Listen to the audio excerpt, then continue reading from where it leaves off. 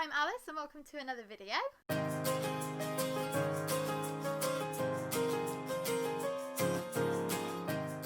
Today I thought it would be fun to talk about 10 series that I can't wait to start. I actually got this list ready during Bookmas and was planning on doing this as one of the videos that we put up during the month of December. And it wasn't until I was going through my notes the other day that I realised I had completely forgotten to film it. So it's coming at you today and I hope that you enjoy it. I will have to ask you a favour. If there is a series out of these 10 that you want me to prioritise, that you really want me to read as soon as possible, please leave a comment down below letting me know, because these are all series that I've been putting off for quite a while and I'm not sure where to start. I'm not sure which ones are the most exciting ones. I'm not sure which ones I will enjoy the most, but if you have one that you recommend, I'd really appreciate it. So without further ado, let's get on with the list. Top of the pile has to be The Final Empire by Brandon Sanderson, which is the first book in the Mistborn series. I was meant to read this during Bookoplathon in September and it's really chunky. I think it's 650 pages. It is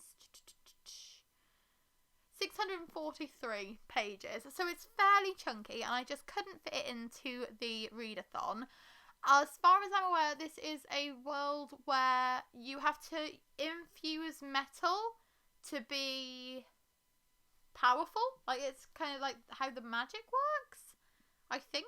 I've heard a lot of people talk about this one, but I've tried not to listen too closely because I don't want my experience of it to be ruined. Heard amazing things about Brandon Sanderson's writing and about the whole Cosmere universe in general, but this is the one that I'm really looking forward to getting read. The next book on the list has to be Vicious by Victoria Schwab. This is the first book in the Villains duology, which finishes with Vengeful. I've got a feeling that it might end up being expanded further than a duology, but I'm just not completely sure at the moment. So this is a twisted tale of ambition, desire and superpowers, following two roommates called Victor and Eli, and I think one of them's like the evil villain and one of them's now... yeah, they've both got powers and one of them's evil and one of them's good. I'm interested in it because it does kind of sound like a Marvel or a DC film, but in book form, and I love Victoria Schwab's writing, so I'm sure that this is going to be a new favourite of mine when I eventually get around to reading it. The next book on the list has to be The Poppy War by R.F. Kuang. The Poppy War is a fantasy novel set in an alternate history China.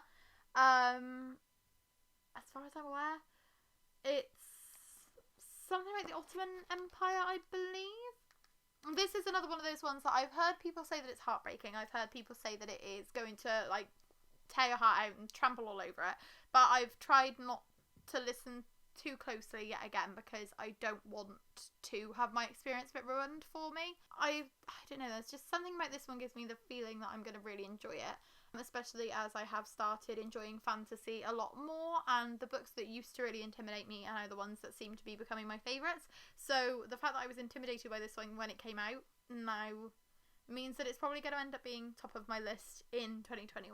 The next series I'd like to talk about is the Miss Peregrines Home for Peculiar Children series by Ransom Riggs. This is Jesse the Reader's absolute favourite series of all time, and I have listened to him ramble on about how much he loves it more times than I can count over the years, like all the way back from when the first book came out all the way up until now when the 6th book in the series is about to be released, and I don't know why I haven't picked them up yet. So what I like about these is that Ransom Riggs found photographs in like a thrift store, and he incorporates these photographs into this story. So it's kind of like he got his inspiration from the photographs that he found, but he manages to weave them into the story that he's written. And I think that is a fascinating concept, kind of letting those images dictate where the story is going to go. Creepy children, always an interesting story. So I think it's going to be very horror, very scary. Especially with it being like an abandoned orphanage. And I'd never actually noticed before that the girl on the front is like floating. And I don't know how I'd never noticed that before, but now it's made me even more interested in it. I thought it was just like a creepy girl stood, but she's actually floating. And yeah, I'm interested. I'm interested. The next book series I'd like to talk about is Throne of Glass by Sarah J. Maas. I read House of Earth and Blood, which is the first book in the Crescent City series, and I absolutely loved it, gave it 5 stars. I read Court of Thorns and Roses when it came out, and I gave it 5 stars, and I reread it last year and I really struggled. So I don't know where Throne of Glass is going to fall on my enjoyment scale of Sarah J. Maas novels. This one is a Cinderella retelling of like what if Cinderella was an assassin, and that fascinates me. I think that's a really cool concept, and it's a really popular series. It's got tons of books. I think there's 7 of them. I've got all of them. They're just all over the place because Sophia likes playing with these ones. I think it's because of the foiled writing. 1, 2, 3, 4, 5, 6.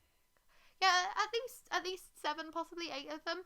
But I love the fact that, like, on the front she's the really badass assassin, and then on the back she's in like a really cool dress. I love the designs on these books, definitely, and I've heard a lot of people really rave about them. I'm just not sure how much I'm going to enjoy them, so I am a bit apprehensive about picking these up, but I would like to start them sooner rather than later. The next series I'd like to talk about is the Derbabad trilogy by S.K. Chakraborty. This starts with the City of Brass, which I've got here. This is an Anonymous Crate exclusive proof copy that they sent, so I've had this since way before the book came out, and I just still haven't picked it up because it's very, very large, and I hadn't heard anything about it. It's over 500 pages, and I hadn't heard anything about it until last year. So Fairy Loot announced that they were doing an exclusive limited edition set of it, and I wasn't interested. I hadn't heard anybody talking about the series. I thought that's a really bizarrely obscure one for them to be doing. And it sold out like instantly, and ever since then I've seen so many people going on about how much they love this series, and I'm kind of getting the second-hand excitement.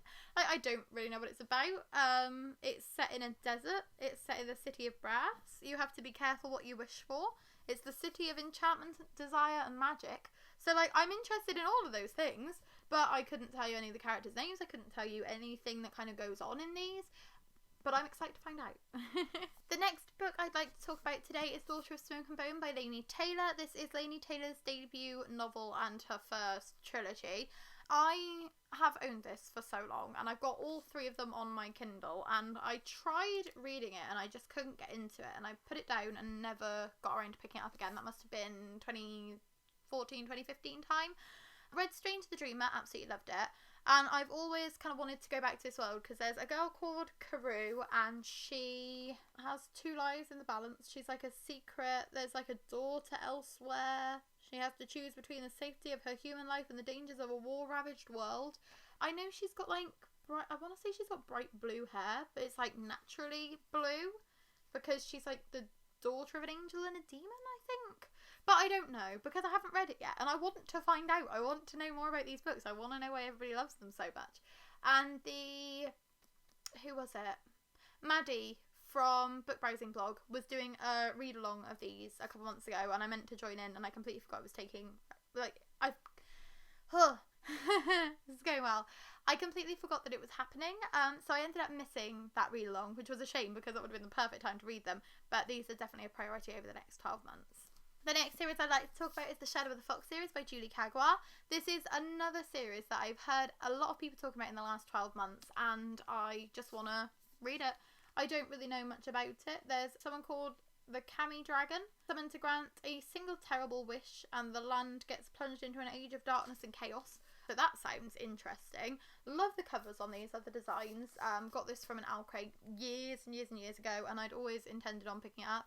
But spoiler alert, I haven't actually read any of Julie Kagwa's books. I own the entire I Am Fae series, have never picked up a single one of them. I own the entire Talon series, have never picked up a single one of them. So I need to start with her writing somewhere, and this is as good a place as any, especially because the last book came out last year, which was Night of the Dragon, and a lot of people really loved it, so this sounds like a trilogy that definitely ends on a high note. The next series I'm really interested in reading is The Bone Season by Samantha Shannon. I've talked about this a few times recently. There's a girl called Paige. She is clairvoyant, and she gets caught doing clairvoyanty things, and she thinks she's going to be executed, but then she's actually taken to like another world or like a secret society or something. And I'm so interested in reading this because I read The Priory of the Orange Tree and I absolutely adored it. I think Samantha Shannon's writing is so beautiful, and I'm looking forward to starting this series and eventually catching up with them because I own all of them. I've got The Mask Falling on pre-order, so that will be here soon, and I'm looking forward to learning what all of the fuss is about with this series because so many people love it, and I'm sure I'm going to be one of them. And last but certainly not least, the last series I'd like to talk about is the Nevernight trilogy by Jay Kristoff. As far as I'm aware, this is about assassins, and it's told in like a bit of an unusual way because there's like lots of footnotes throughout. So like you can see there, you've got like lots of footnotes throughout the book, and a lot of people say that it can be hard to kind of get your head around it. So a lot of people recommend the audiobooks with these ones, and I think that's what's making me put off picking them up, because it sounds like a book that when you get it, you really, really get it and you absolutely adore it, you love it, but it can take a while to get there. And now I loved Illuminae. I read Illuminae last month, thought it was the bee's knees. I'm reading Gemina later this month and really excited about it. But obviously that is a collaboration between J. Kristoff and Amy Kaufman, and so I'm not sure how much I'm going to like J. Kristoff's writing by itself. I've heard that it's quite... there's like lots of swearing and it's quite brutal, and that sounds like things that will interest me, but I'm just not quite sure. I'm feeling apprehensive about this one for a reason, and I can't quite put my finger on why, but we will find out together when I eventually pick this up and discover whether I love it or not. I do own the whole trilogy, so at least if I do love it, I can just carry straight on and really enjoy them. It just depends on whether I do or not. And those are the 10 series that I can't wait to start. There are some others that I could quite happily mention, because there are... like, this list was fluctuating up until a couple of minutes before we started filming this video, because there were so many series that I could have talked about right here, right now. I'm really bad at starting series, and I like putting them off until all the books are out and just buying the books as they go and then never reading them. But these 10, I think, are the ones that I'd like to prioritise as soon as possible. I hope you enjoyed this video. Once again, if there are any of these book series that you personally have read and you loved and you would recommend them, please let me know down in the comments. We post videos every Tuesday, Thursday and Saturday, so hopefully we'll see you back here over the weekend when Sean will be taking over the channel for another Sean Saturday. Thank you for watching. Subscribe if you'd like to, like this video if you would like to, and we will see you soon. Bye!